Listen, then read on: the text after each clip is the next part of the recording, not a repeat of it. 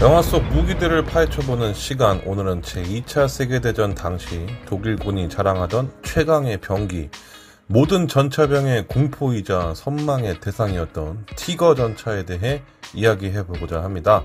영화에서 티거는 그야말로 무적의 존재로 그려집니다. 수많은 셔먼 전차들을 압도적인 힘으로 무자비하게 파괴하고 전장을 지배하는 절대자로 묘사되곤 하죠. 하지만 과연 그것이 티거의 모든 모습이었을까요?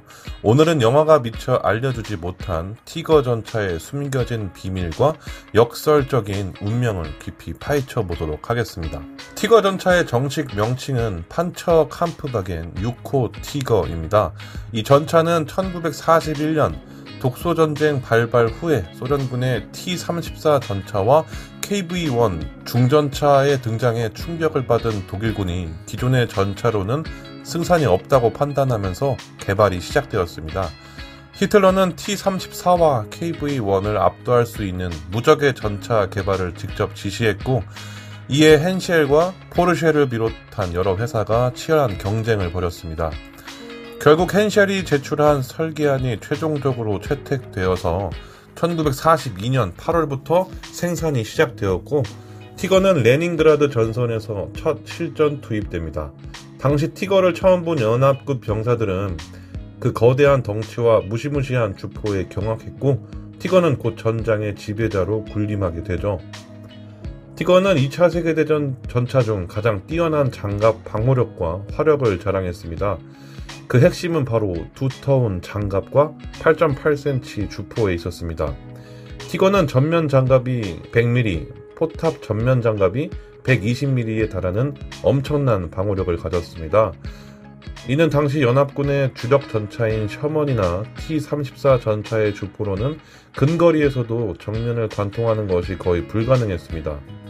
티거 전차병들은 이 두터운 장갑 덕분에 적의 포탄이 튕겨나가는 것을 여러 번 경험했고, 심지어는 수류탄을 맞은 것 같다고 표현하기도 했습니다.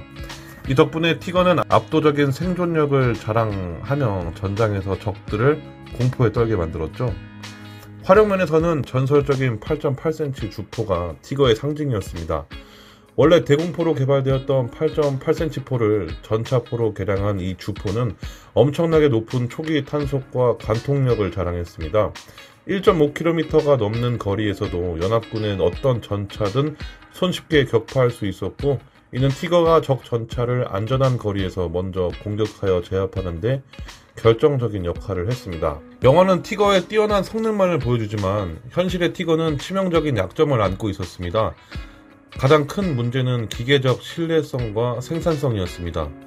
티거는 너무나도 복잡하고 정교하게 설계되었기 때문에 생산과 유지보수가 매우 어려웠습니다. 특히 티거의 엔진과 변속기는 고질적인 문제였습니다. 고출력의 마이바흐 HL230P45 엔진은 무거운 티거의 차체를 움직이기 위해 엄청난 부하를 받았고, 이 때문에 잦은 고장을 일으켰습니다. 또한 복잡한 변속기와 최종 구동부는 쉽게 파손되었습니다.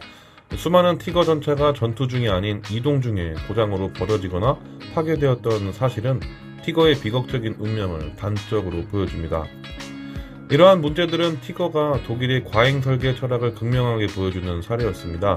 앞서 올렸던 판터 전차의 영상에서처럼 완벽을 추구하려다 오히려 실용성을 잃은 것이죠. 셔먼이나 T-34가 단순하고 견고한 설계로 대량 생산에 성공한 것과 대조를 이룹니다. 티거의 또 다른 비극은 바로 경이로운 성능만큼이나 희소했다는 사실입니다. 티거는 총 1347대만 생산되었습니다. 이는 소련의 T-34나 미군의 셔먼 탱크의 생산량에 비하면 턱없이 부족한 숫자였습니다. 티거는 한 대를 생산하는데 엄청난 시간과 자원이 소모되었고, 전쟁 말기에 접어들면서 독일의 전쟁 경제는 이미 한계에 다다르고 있었습니다. 이 때문에 티거는 전선에 충분히 보급되지 못했고, 항상 압도적인 연합군 물량에 맞서 싸워야 했습니다. 영화에서는 소수의 티거가 수많은 셔먼을 학살하는 것처럼 그려지지만, 현실에서는 단 한 대의 티거가 수많은 셔먼과 보병의 협공을 감당해야 했고, 결국 물량의 힘 앞에 무릎을 꿇는 경우가 많았습니다. 티거는 소량 생산되었지만 그 성능을 극대화한 티거 에이스들의 화력은 전설로 남아 있습니다. 미하엘 비트만과 같은 티거 에이스들은 단 한 대의 티거로 수십 대의 연합군 전차를 파괴하면서 전차 에이스의 반열에 올랐습니다. 이들의 활약은 독일군 병사들에게 큰 사기를 불러넣었고 연합군에게는 심리적인 압박으로 작용했습니다. 하지만 이러한 전차 에이스들의 활약은 티거 전차의 근본적인 한계를 바꾸지는 못했습니다.